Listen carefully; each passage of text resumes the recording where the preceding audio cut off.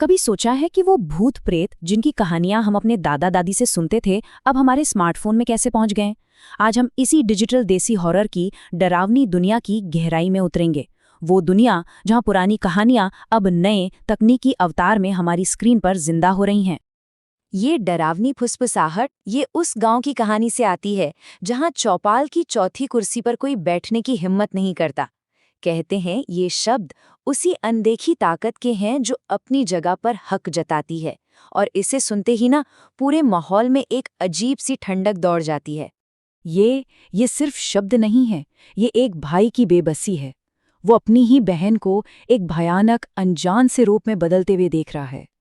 ये उस डर की कहानी है जब घर का कोई अपना ही अचानक पराया लगने लगे और प्यार की जगह धीरे धीरे खौफ लेता जाए। और जरा सोचिए, ये खतरनाक आवाज किसी दानव की नहीं बल्कि सड़क किनारे पड़े एक मासूम से दिखने वाले खिलौने की है। ये कहानियां हमें याद दिलाती हैं कि कैसे एक छोटी सी गलती, सड़क से उठाया हुआ एक खिलौना भी आपके पीछे एक कभी ना खत्म होने वाला साया ला सकता है। तो ये कहानियां आखिर हैं क्या? असल में ये हमारी 21वीं सदी की डिजिटल चौपाल हैं। बस फर्क इतना है कि अब कहानियां आग के चारों तरफ बैठकर नहीं बल्कि चमकती हुई स्क्रीन्स पर सुनाई और फैलाई जा रही हैं। लेकिन इन्हें सिर्फ कहानियां समझना एक बहुत बड़ी भूल होगी। ये तो वो आधुनिक लोक कथाएं हैं जो हमारी आंखों के ठीक सामने बन रही हैं, और इन्हें समझना इसलिए जरूरी है क्योंकि ये हमें बताती है कि आज का भारत असल में किस बात से डरता है। इन सभी कहानियों में एक बात बिल्कुल कॉमन है। डर की शुरुआत हमेशा किसी खास चीज या जगह से होती है, जैसे वो श्रापित कुर्सी या फिर वो भूतहा खिलौना। मतलब आतंक का एक फिजिकल सोर्स होता है।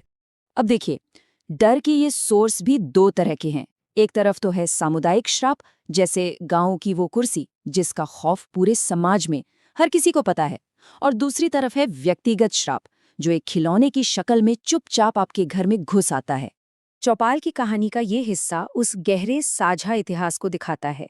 ये एक ऐसा डर है जो पीढ़ी दर पीढ़ी सुनाया जाता रहा है और जिससे पूरा गांव जानता है, मानता है और उससे डरता है। और इसके बिल्कुल उलट ये चेतावनी उस निजी आतंक को दिखाती है जो एक छोटे से पर्सनल फैसले से पैदा होता है। सड़क से बस एक चीज उठाई और डर आपके दरवाजे के अंदर। ठीक है, तो हमने डर के सोर्स को तो समझ लिया, पर इन कहानियों का असली विलन कौन है? चलिए अब इन खतरों के नेचर को समझते हैं कि ये असल में है क्या और हमें इतना क्यों डराते हैं। तो सवाल ये उठता है कि हम असल में किस चीज से डर रहे हैं? क्या ये कहानियों के राक्षस सिर्फ राक्षस हैं, या फिर ये हमारी अपनी गहरी चिंताओं और असुरक्षाओं का ही आईना है? इस टेबल पर एक नजर डालिए। ये हमारी कहानियों के विलेंस की तुलना करती है, और देखिए कि कैसे हर कोई हमारी एक अलग कमजोरी पर वार करता है। एक पवित्र स्थान को भंग करके, दूसरा हमारी पर्सनल स्पेस में घुसपैठ करके, और तीसरा हमारे अपने ही शरीर पर कब्जा करके। और यहीं पर इन कहानियों का असली कमाल या कहूं तो असली जादू छिपा है। ये बहुत ही चालाकी से डर की दो अलग अलग दुनियाओं को एक साथ बुनती है, हमारा पुराना पारंपरिक डर और आज के दौर के नए दुस्वप्न। इसे डिजिटल देसी हॉरर की रेसिपी भी कहा जा सकता है। पहला कदम, एक जानी पहचानी मॉडर्न सेटिंग लीजिए। दूसरा, उसमें एक ऐसा डर मिलाइए जो हर इंसान महसूस करता है। और आखिर में उस पर एक देसी अलौकिक तड़का लगा दीजिए। ये सिंपल सा फॉर्मूला ही इन कहानियों को इतना असरदार बनाता है। जैसे सोचिए, टिंडर डेट पर जाने की एक आम सी घबराहट, वो कब एक अनदेखे स्टॉकर के उस पुराने खौफ में बदल जाती है, पता ही नहीं चलता। यहाँ टेक्नोलॉजी का नया डर और पीछा किए जाने का पुराना डर दोनों मिलकर कुछ बहुत ज्यादा खौफनाक बनाते हैं। या फिर एक फैमिली वेकेशन की हल्की फुल्की टेंशन, वो अचानक एक अपने ही की आत्मा बचाने की जंग बन जाती है। डर तब सबसे ज्यादा असर करता है जब वो हमारे अपनों को निशाना बनाता है, हमारे घर में घुसाता है। तो आखिर ये कहानियां हमें इतना परेशान क्यों करती हैं?